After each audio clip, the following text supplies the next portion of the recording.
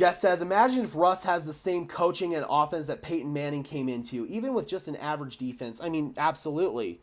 Absolutely. But at the same time, think about all the pieces that Peyton Manning had. First of all, the Broncos had 5 established starters on the offensive line, if I'm not mistaken. Maybe they had some question at center. I don't remember. But they had an established offensive line when Peyton Manning got here. They had weapons. Demaryius Thomas, Eric Decker. They got Wes Welker, Julius Thomas. I mean, they already had the pieces in place for Peyton Manning on offense. I hate to say it, but it feels like Denver's weaponry core has always been a little bit overrated. Jerry Jeudy's not a number 1 receiver in the NFL. He's not. He's a great Robin, but he's not a Batman. He will never be a Batman. Courtland Sutton looked like he could be that dude in 2019 before he tore his ACL. Ever since then, it looks like that's just not the case anymore physically. And mentally, that same dog mentality from Court, it feels like it's kind of fading, man. It just feels like it's kind of fading a little bit.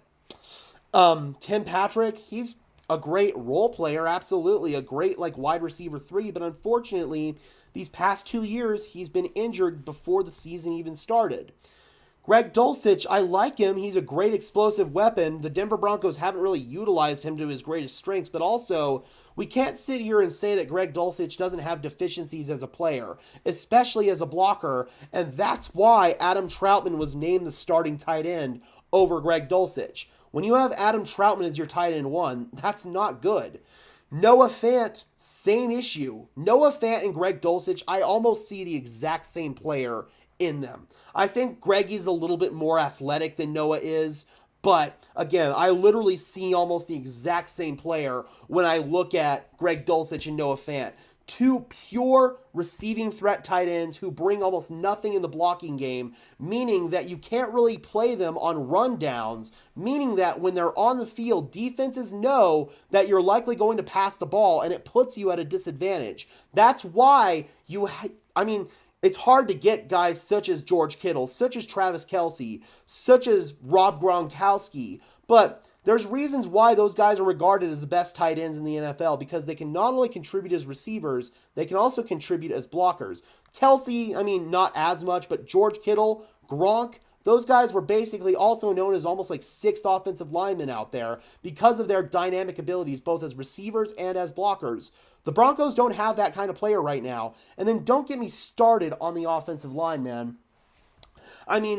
Garrett Bowles has been the pinnacle of inconsistency for the Denver Broncos. He's been, again, so up and down. He's had probably 1 good year out of his career, although this year, again, is probably one of his better years aside from that 2020 season, but he's been the pinnacle of inconsistency.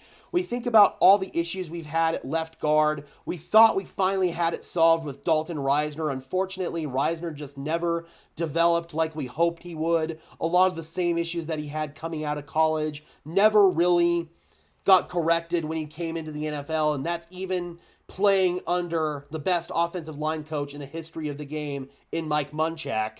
Then we think about center. It's taken a little bit of time for Lloyd Cushenberry to put things together. Before that, Matt Paradis dealt with injuries. Then right guard. Looks like we finally got that problem solved, at least with Quinn Miners. And we've already discussed right tackle. So again, man, this offense is a far cry from the established offense that Peyton Manning walked into as a member of the Denver Broncos.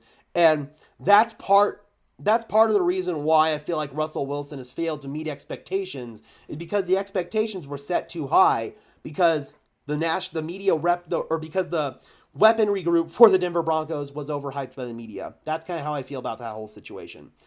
All right.